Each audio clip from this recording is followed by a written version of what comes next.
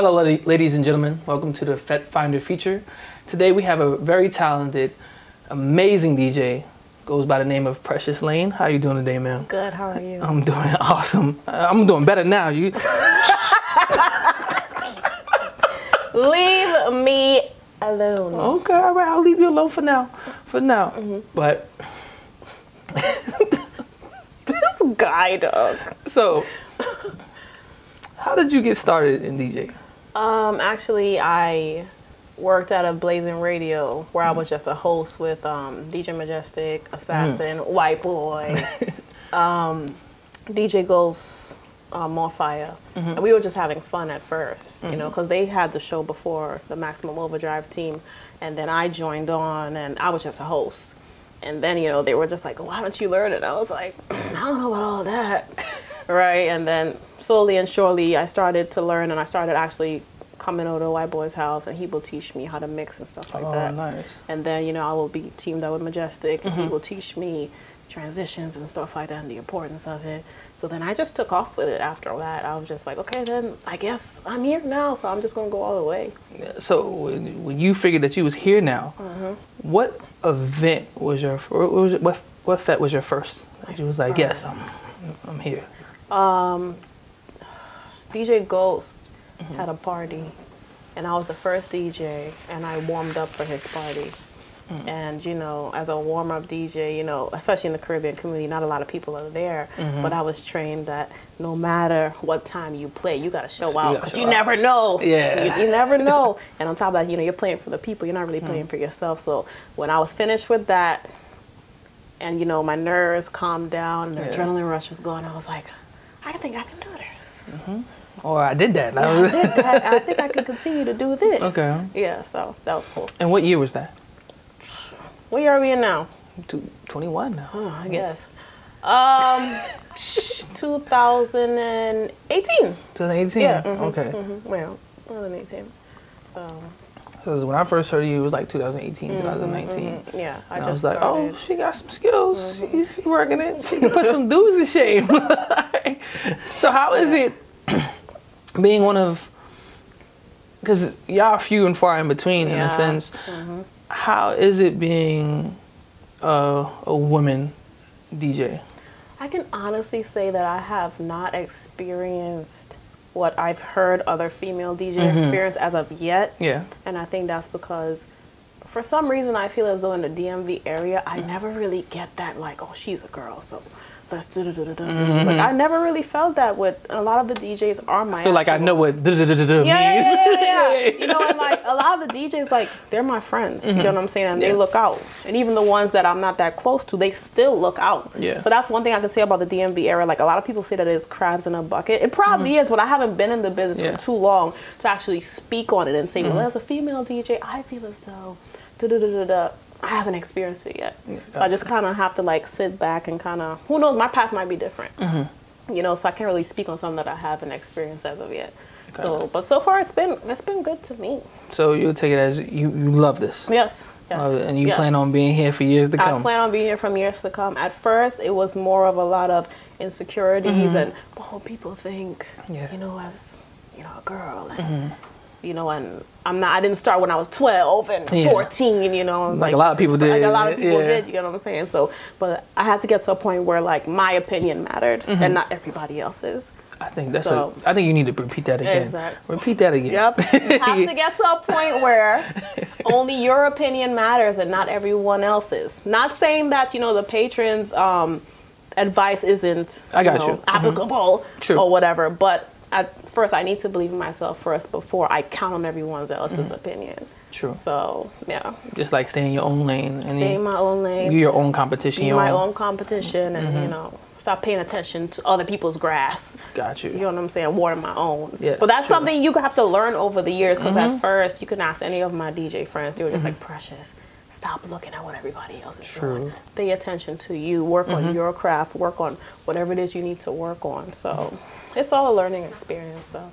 So what is the greatest learning experience that you've learned so far in this, I want to say time, I want to say brief time, but time as a DJ? Practice is a must. Practice is a must. Being consistent.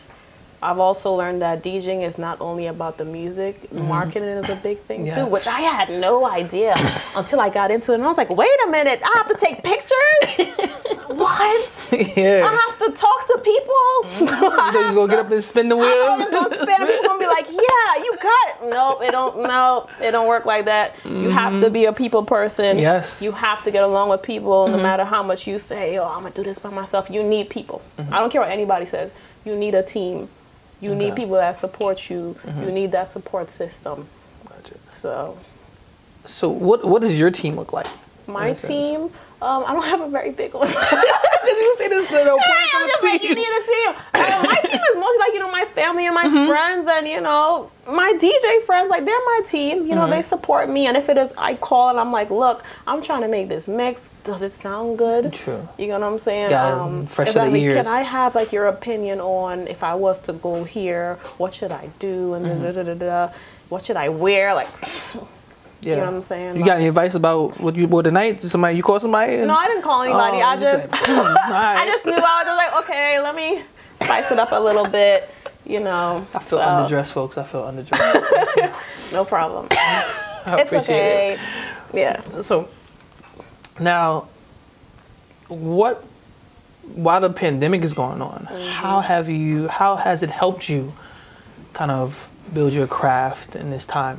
Kind of fed you that question. I think it kind of forced a lot of us to, kind of step out of the limelight for a little bit and kind of pay attention to actual music and dig into the crates and I was actually digging through mine the other day and I was like, oh, I forgot about this rhythm. I want to bring that back type situation.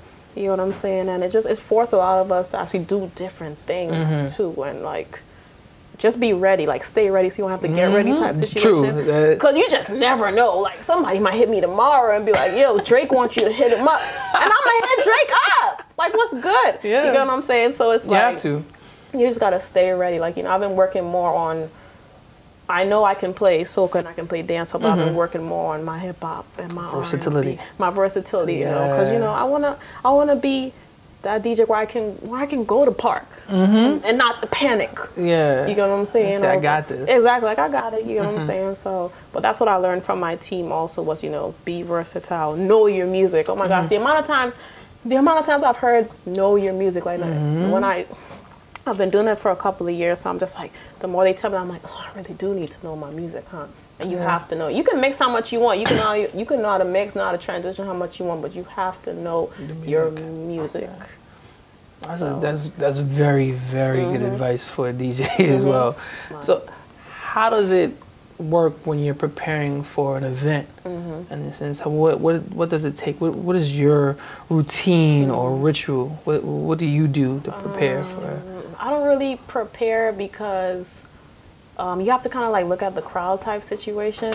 So it's like when you prepare, you put yourself in a box. So let's just say you're thinking about this set and you're like, yo, I'm about to destroy everybody. Boom, the DJ before you comes and play that set and you just sitting there like, wait a minute now. What am I gonna do? So you have to kind of like train yourself to just look at the crowd and say, okay, I see what y'all like. I'm gonna come on and do something, a little something. Different. So just like look at the crowd, see what it is going on, see where you're gonna start, and just know right on the spot like what you're gonna do. So now the obvious question, in a sense, you are one of the few. Where do you see yourselves? Because I know it's primarily a male-dominated forum, I want to say. Like, so where do you see yourself going in the next few years? Because I think you're a great talent. Thank you. You are just your craft so far from where you came from, how long you've been on the scene, and watch you grow from that first Fete till now, and having you on the show. It's like, man, oh, she is talented. But don't get me wrong, the people that you had mentor you are some great people within themselves. Exactly. So what do you see yourself? It's not like a date question, but what do you see yourself in the next 5 years and after the pandemic? I see myself like, why are you laughing? I see myself like, I don't know, like, I I don't know, like I want to be like, you know, on a truck in Trinidad. I've done a truck in Trinidad for Juve. Mm-hmm. You get what I'm saying? You know, but I see myself like, you know, I want to be like on a Uber Soca cruise. Yeah. And on a... Shout out to Uber Soca. Shout out to Uber Soca cruise. Like, you know, like Trinidad Carnival truck, like mass, Yuma tribe type situation. Yeah. Like, I really want to feel what that feels like. Yes. You know what I'm saying? As I said, I've already done trucks before, but I want to feel in Trinidad? Yes, in Trinidad. Okay. But I actually want to feel like the mass part. I've done the Juve. Juve is actually my favorite. I love Juve. I love to play in Juve. Man, the feeling is as a Fete is good too. And as a DJ, it's a different vibe. It's vibes. And I want to feel, you know, I'm from Trinidad and Tobago, you know, so I want to feel being born and raised there where I'm on the truck and I'm just like, yo, I'm mind blown right now. Okay. You know what I'm saying though? Not only Trinidad, you know, I want to be international. That's what I want to say. Like, go for the world. Cuba, Panama, I don't know where I'm going with these muds. Just international, you know, like St. Lucia, Barbados. You know, like I wanna see myself, you know, outside of, cause you know, like sometimes we think so minuscule for ourselves and we don't get to actually say, look, you can do better than this. Yeah. Like buckle up. You know what I'm saying? So international, that's where I see myself. Like that, shoot for the moon. Because if you miss the moon, you'll get the stars. Exactly. Why not? The most you get is a no. That's what I'm learning. The most you get is a no. The worst thing they can tell you is no. And with a no, I'm not gonna lose no money with a no. I'm not gonna lose a house with a no. I'm not gonna lose my edges with a no. Because my edges are always full and thick. Yeah. Right? I'm just, right? With a no, I'll be okay with just getting a no. Producers looking at you like, yeah. Listen, if you invite me on here, know what you're gonna get, right? I know it will literally do nothing. You know, you hurt your little pride a little bit, but what's pride? Nothing. And you keep it moving, and there's so many doors available in the industry. Yeah. I don't have to count on yours. True. I don't have to. You know, so you have to look at it as like, if this is meant for me, and if this is the path that God has made for me, I literally will succeed no matter what. I like that attitude. So, I definitely do. Yeah. So let's take it back a little bit. When did you just told the people that you're from Trinidad and Tobago. So when did you move to the States, and what part of Trinidad and Tobago are you from? I'm from Laventille originally, and I moved here when I was 13. You know, so it was like a big culture shock for me. And, you know, my accent was really thick around that time. But I've always been really well at switching, code switching. I've always been good at that. Always. So, you know, so a lot of people didn't, okay, I'm lying. They all knew I was island. But, I was thinking, like, yo, they all knew. I get thick now. Yeah, like how code switching could have been. Yeah, they knew. They knew, you know, but I was always really good at just, you know, like, just blending in. Adapting. Yeah, I was really good at adapting. Yeah. Always good at adapting. You know, so yeah, you know. So what did you, when you got here, where was your place, where was your home station? Where did you go to? I lived in Falls Church, Virginia. Falls Church, that's different. You know, most people come and be like, yo, I'm from New York. Brooklyn. We went straight to Falls Church, Virginia. She was like, we're going to be proper. Exactly. And I was like, okay. You know, so, we went straight to Virginia. I've been in Virginia like all my life. What? You know, bougie. Like, no, it's not. A producer. We're going to the fourth wall right now. There's a producer in the background somewhere going bougie. Like, even bougie. Like, there were little hoods around Virginia. Where?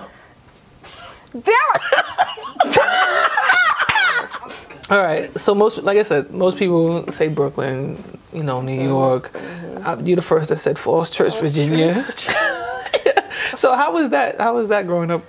It was normal. I went to Luther Jackson Middle School, and then I was in 8th grade when I went to Luther Jackson, so I didn't really get to experience the middle school type thing, but definitely high school. I went to McLean, and then we moved, and I went to Jeff Stewart.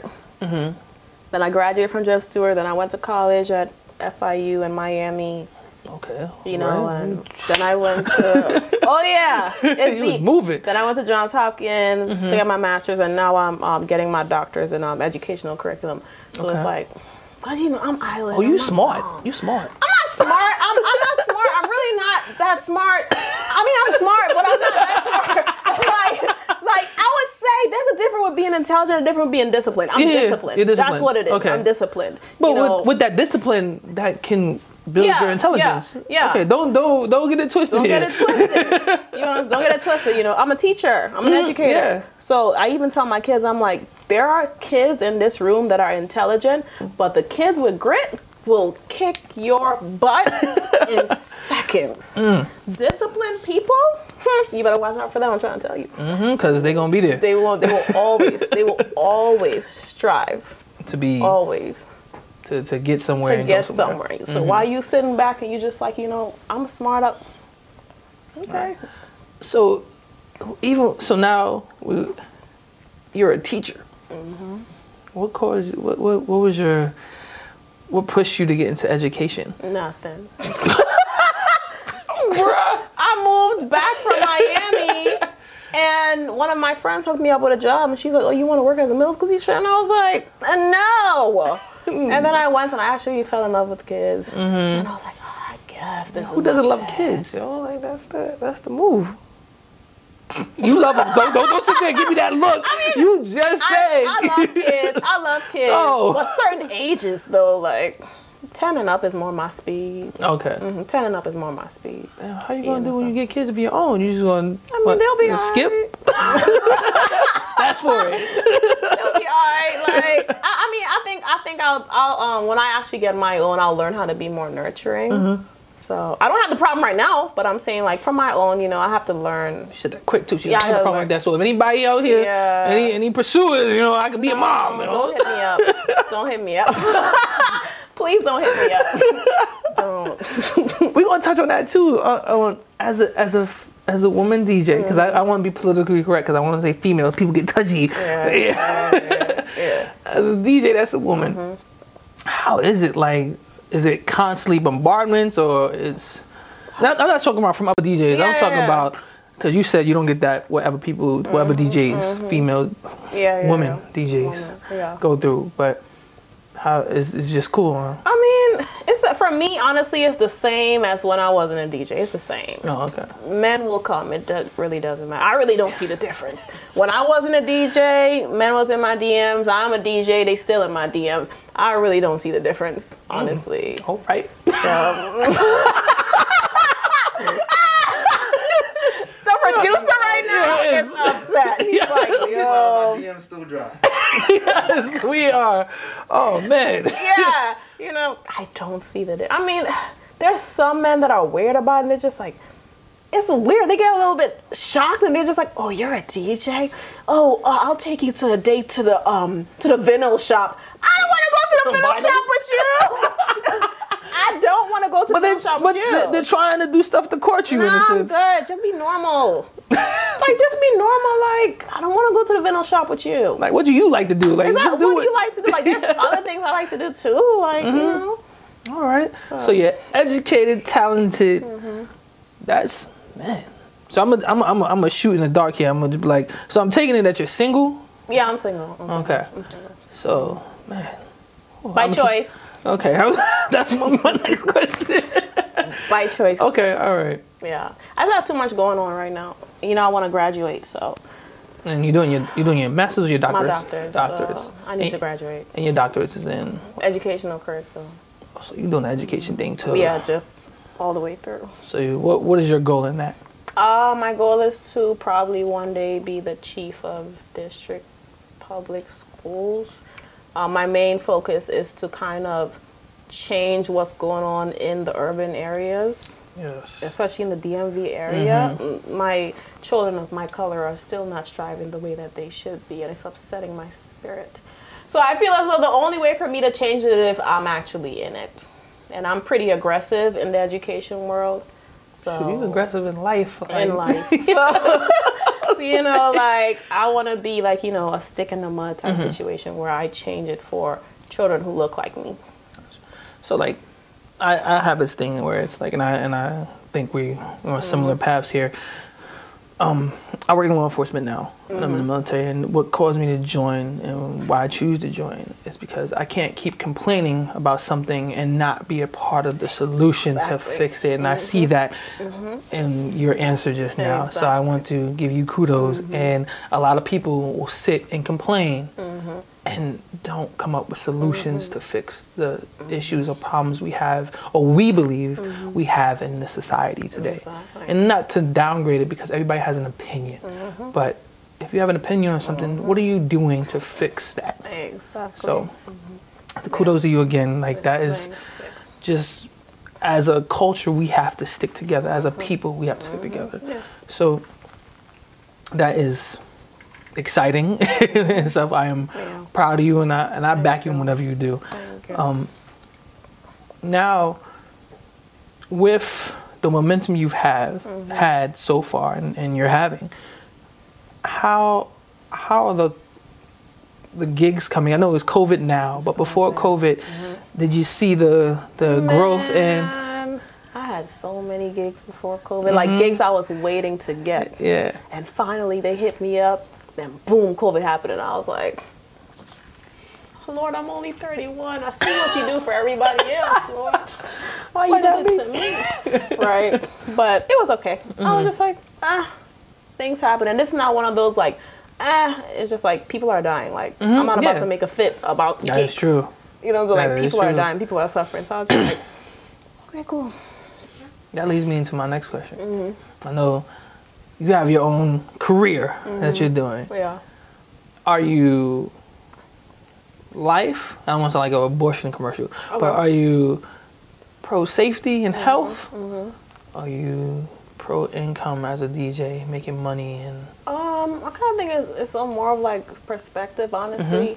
I think it's more in the middle for me. Like, I can't judge somebody for taking gigs when my income mostly doesn't come from gigs. Like, I have my own career. You know, so when I see DJs taking gigs, I'm just like, hey, do what you gotta do. You know what I'm saying? Because they have kids and stuff they need to take care of. So I can't, you know, load up my mouth and be like, look at them, watch them, they're taking their little gig. I'm like, do you have to do for you? You know what I'm saying? And the ones that aren't really taking gigs like that, that's because we have other things, you know, to hold us down. You know what I'm saying? So I'm just like, hey man, if it works for you, it works for you. Just be safe. Just be safe, and the people that are going to the parties too, y'all be safe too. Yes, you hear you. Be safe. That's it. It's simple. Just be safe. Stay alive. Let's look out for each other. Even for the people that's doing fetes and gigs, just look out for your patrons. That's it, and for yourself. Absolutely. So now, with all that being said, right, what advice would you give? And I'm gonna target a specific. I said it right, specific? Yeah, right? Specific? All right. I know most people mess it up. So, what advice would you give to the up-and-coming women DJ, these young ladies out here that are looking to, whether it be anything, whether it be DJing, school teacher, law enforcement, doctors, lawyer, what advice would you give them? I will honestly say, I had it. I will honestly say, do it all. That's like my biggest advice, because I feel as though even when I was getting into the DJing field, you know, some people were like, yo, aren't you doing too much? And I'm like, am I? I'm not doing enough, actually. And why are you worried about it? Like, why are you worried about it? You know what I'm saying? Like, you know, like, I feel as though like we all have so many talents, and I don't want to, as I said, put myself in a box where it's like I can only be a teacher. Like, that's not fair to me. If I'm good at music, I'll be good at music too, and I will do it all. And that's what I will tell everyone's kids. I'll tell my kids that, oh, you want to go to college and you want to, I don't know, produce or whatever it is, do it. Do it all. Do it all. If you can handle it, do it all. That is like sound advice. I love it. I definitely do. I have one more question for you, and then we're going to wrap it up. And I appreciate you coming out on the show. Where did the name Precious Layne come from? It's actually my real name. I feel like I knew that already. But before it came about, we were trying to get names for me, and it was horrible. Like DJ Chocolate. I was like, I'm not gonna be none of that. It's not happening. DJ Egyptian Queen. My mom was like DJ Cleopatra. I was like, I'm not doing that. We just gonna stick. I think Maji was like, just use your name, dude. And I was like, oh, you're right. It's Precious Layne. Yeah, you're right. Yeah, because it was right there on the money. Exactly. It's like, you know, and like my name, it fits like, you know, like I can. They don't know. They all don't know, and it seems like, you know, like it can be like on a clothing brand or something. Precious Layne. Perfume and shit. Perfume, you know, eyelashes. I'm giving you some ideas, right? Oh, I'm not doing any of that. I'm sorry. I am not an entrepreneur. I'm not. What you think DJing is?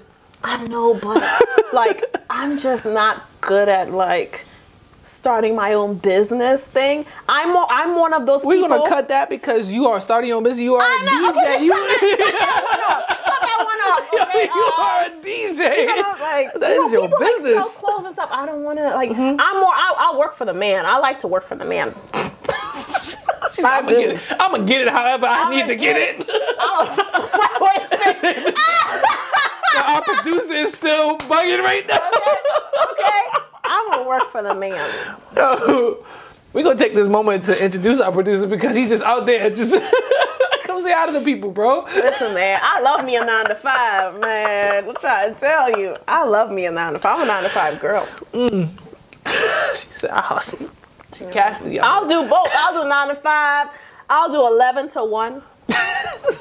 Oh, that is a good question. So what talent would you most like to work with between DJs, artists, and stuff like that? DJs, shoot, I want to work with all the DJs. No, but because that's the thing, I want to work with all because there are some DJs that are so good, but they just don't have the platform. And I hear them, and I'm like, yo, if this dude or girl had the platform, she would be like, or he would be like. So I'm just like, there's a lot to learn from all of them for real. So, what woman DJ right now do you admire right now? Admire, that's a strong word. Oh, you're happy to see, or you want to see. Yeah. That's a strong word. That's a strong word. Admire. There's a lot of them, honestly. I like that answer. That's good. That's a lot of them. Like Nunu, that's my girl. Big ups to DJ Nunu. Big ups to DJ Nunu. DJ Nunu. One Gal Army, that's my girl. Drea. You haven't seen Drea too. In a minute. Well, COVID. You know? Yeah, COVID. Because of COVID. I don't know the rest of them personally, like Charlotte. I like Charlotte. DJ Anna. Okay. You know, there's a lot of them, you know, and oh, it's not I thought it was a male dominant. Apparently, it's like more than like. You told me girls. No, you good. He said girls. I'm just being silly. Silly. You know, and like. Because I'm learning right now too. Because I didn't know at least the next 5 that you missed. I was like, you know, like there's big up to DJ Stiletto too. I love her. You know, I knew that one. Yeah, there's like a lot of women DJs. You know, but they just don't live here. That's all it is. And we have a lot here. It's just they're not in the Caribbean community. But I know the American ones too, and stuff like that, and the African community too. You know what I'm saying? It's just staying together. Exactly. You know, and I know a lot of you, but I just can't remember your name right now because I'm getting put on the spot.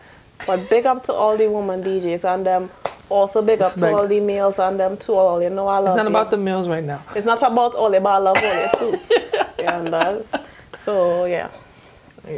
Well, thank you for coming out and speaking with us and taking the time to join our Fete Finder feature.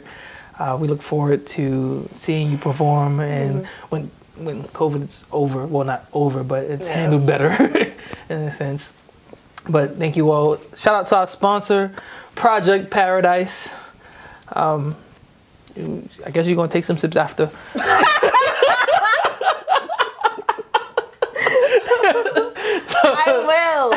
I will. So shout out to you guys. Thank you for joining us again. Have a good one. Good night. Bye.